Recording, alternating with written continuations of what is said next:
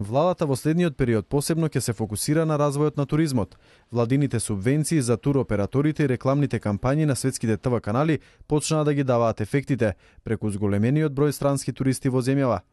Бројот на странски туристи во нашата земја е зголемен, а туризмот добива една нова димензија. Во повеќе од 20 земји има реклама за Македонија како туристичка дестинација и како дестинација за правење на бизнис. Минимум 10 години се потребни секоја година да оди таква реклама за Македонија. Меѓутоа, еве веќе во третата година се почнува да се чувствува ефектот од тие реклами, за кои што своевремено имав и доста критики, зошто се даваат пари за реклами, зошто ова, зошто она, но еве веќе оваа година се чувствува дека има, да речеме, еден дополнителен бранд на туристи, што укажува дека почнува да доаѓаат ефектите од таа реклама.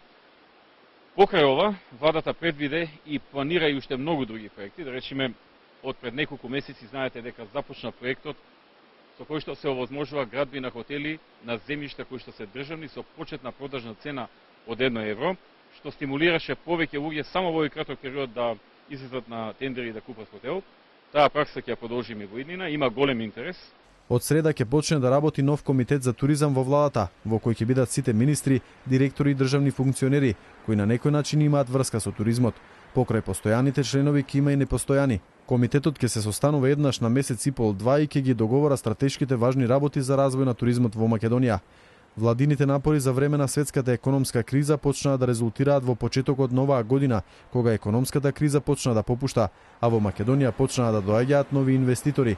Кај нас веќе неколку компании почнаа да градат фабрики. Кенет Electronics од Америка започна градба за електронски делови и за микропроцесори во технолошко-индустријската зона во Скопје. Пред неколку дена тоа го направи и Протект, руска крупна компанија од фармацевтската индустрија, која што започна градба на своја фабрика, и тоа е веќе пета фабрика што се гради во Бунарџик, во технолошко-индустријската развојна зона. Кон крајот на овој месец или почетокот на следниот најавена ни е уште една крупна мултинационална компанија, исто како овие две, која што планира да почне со градба на нова фабрика, а во најава ни се уште неколку, две од нив во Штип, некои во други краишта на Македонија, некои во Скопје.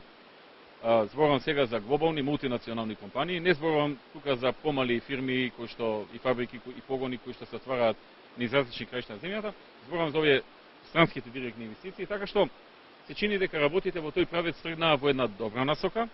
Во моментов интересот е насочен кон она што се случува во светот, кон еврозоната и кон Америка, бидејќи постои ризик од нова рецесија, што секако би се рефлектирало и во Македонија, но премиерот изрази надеж дека европските и светските лидери овој пат ќе најдат начин тоа да се избегне.